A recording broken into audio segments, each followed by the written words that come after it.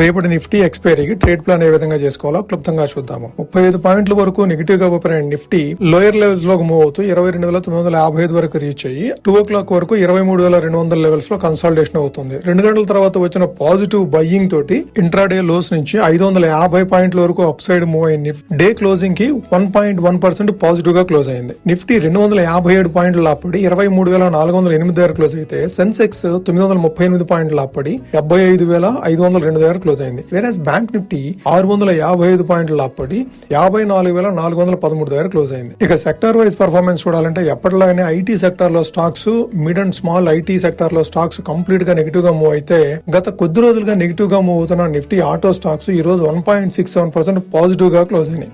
Nifty bank కూడాను ఈ రోజు 1.22% పాజిటివ్ గా క్లోజ్ అయింది. నిఫ్టీ ప్రైవేట్ బ్యాంక్స్ పాజిటివ్ గా క్లోజ్ అయితే పిఎస్యూ బ్యాంక్స్ ఫ్లాట్ గా 0.6% పాజిటివ్ గా క్లోజ్ అయినాయి. Nifty pharma, Nifty reality, Nifty health care, oil and gas ఈ సెక్టర్ లో స్టాక్స్ అన్ని కూడా నెగిటివ్ గా క్లోజ్ అయినాయి. ఓవరాల్ గా ఈ రోజు 3,372 స్టాక్స్ ట్రేడ్ అయితే 1,074 స్టాక్స్ పాజిటివ్ గా క్లోజ్ అయినాయి. 2,212 స్టాక్స్ నెగిటివ్ గా క్లోజ్ అయినాయి. ఓవరాల్ గా బ్రెడ్త్ మాత్రము చాలా నెగిటివ్ గా ఉంది. అడ్వాన్స్ డిక్లైన్ రేషియో 1:2 గా, అంటే ప్రతి ఒక్క స్టాక్ అడ్వాన్స్ అయితే 2 స్టాక్స్ డిక్లైన్ అయినాయి. ఇక రేపటి నిఫ్టీ ఎక్స్పైరీకి ఓఈ ప్రొఫైల్ చూడాలంటే లోయర్ లెవెల్ లో కాంట్రాక్ట్స్ కాస్త ఎక్కువగానే యాడ్ అయినాయని చెప్పుకోవచ్చు. ఈ రోజు ట్రేడింగ్ సెషన్ లో 23,000 అండ్ బిలో స్ట్రైక్ ప్రైసెస్ దగ్గర కాంట్రాక్ట్స్ కాస్త స్ట్రాంగ్ గానే బిల్డ్ అయినాయని చెప్పుకోవచ్చు పుట్ సైడ్. అదే కాల్ సైడ్ చూడాలంటే 24,000 లెవెల్ దగ్గర చాలా ఎక్కువగా కాంట్రాక్ట్స్ బిల్డ్ అయినాయి. మ్యాక్స్ పెయిన్ 23,400 దగ్గర ఉంటే మాక్సిమం ఓఐ కాల్ సైడ్ 24,000 దగ్గర, మాక్సిమం ఓఐ పుట్ సైడ్ 23,000 దగ్గర ఉంది. పీసీఆర్ 1.0 గా ఉంటే ఏటీఎం దగ్గర కాల్ అండ్ పుట్ రెండు యాడ్ చేస్తే 280 రూపాయలుగా వచ్చింది. అంటే కరెంట్ మార్కెట్ ప్రైస్ నుంచి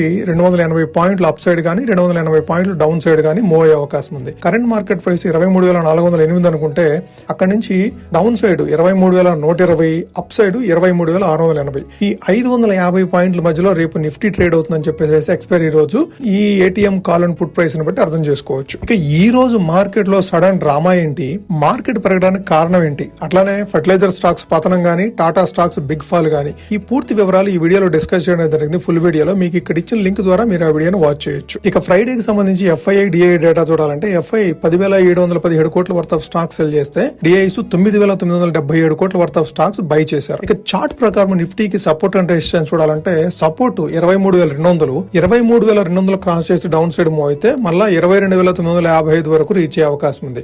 అదే రెసిస్టెన్స్ చూడాలంటే 23,560, అది క్రాస్ చేస్తే 23,670. ఈ రెండు లెవెల్స్ ని అబ్జర్వ్ చేయాలి. రేపు ఎక్స్పైరీకి ఈ రెండు లెవెల్స్ మధ్యలోనే మాక్సిమం ట్రేడ్ అయ్యే అవకాశం ఉంది. Thank you friends, please like the video and subscribe the channel for daily content.